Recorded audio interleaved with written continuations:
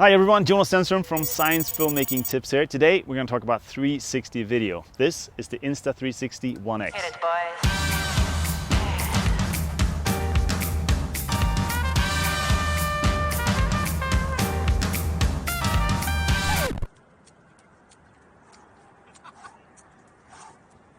A lot of YouTubers online have done reviews on this camera before, but I had never tested it out and I was really curious about it. So we got contacted by Insta360 to do kind of a review, but also a little bit of a course for them on how to use this 360 camera. So I was blown away when I first tested it out, and it was pretty cool, but it does definitely add a whole new workflow to your video editing. Rolling. Adding a 360 camera to your kit may to many people sound a bit unnecessary, but I want to show you some of the things that I have learned that I believe has made me convinced that this is a camera that will come with me a lot. And none of the reasons are involving shooting video that lets the viewer actually turn around in a 360 or virtual reality environment. Instead, this camera, together with its many accessories, is essentially going in my action camera category, but with the incredible benefit that we can select in which direction we want the camera to be pointed after we have shot it.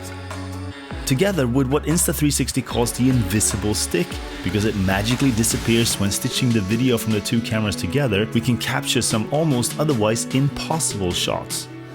So the coolest thing I think with one of these cameras is the angles that you can get. You can get really low, you can get into really tight spaces, and you can spin the camera around as you wish. But then also the fact that I can shoot from down low like this, holding the camera down, and it will still film me and everything in front of me.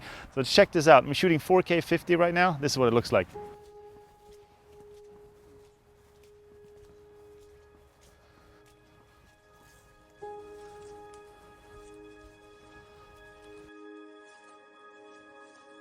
Since the camera captures everything around it, we can spin things around as we wish.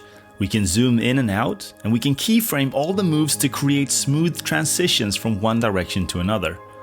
The edits are done either in the mobile app or on a special computer software, and then exported as new individual clips that we can throw into our regular editing programs. This is the additional workflow step that we have to get used to. Prepping the clips does take a little bit more time than just dragging the file over to your project. But instead, a clip can also be exported as many ways as we wish. You might want to have one clip solid facing forward and then one solid take facing backwards. Just reset the clip and export it again. So one camera pretty much works as having multiple action cameras set up in different directions. And if you are a one-man band out shooting, or if you're shooting behind the scenes stuff, this is pretty helpful. The other thing that blew me away was the built-in image stabilization. This is why I did all of the running, to test out how it handled rapid movement and turns in a forest. And just for reference, no extra stabilization has been added to any of these clips. Timelapse mode and hyperlapse functions are also built in, and just like before, you can spin things around whenever you want during the clip, so hyperlapse with turns or changes in direction all of a sudden becomes a lot easier to do. Quality wise though, of course, not as good as shooting raw still images, but it still looks pretty good, I think. For documentary and science filmmaking, I do see the same uses with this camera as for other action cameras we use, but with a lot of extra additional value. Imagine trying to shoot an animal that you don't know exactly where it is going to show up. Now with a camera like this, you can do a lot of those adjustments afterwards.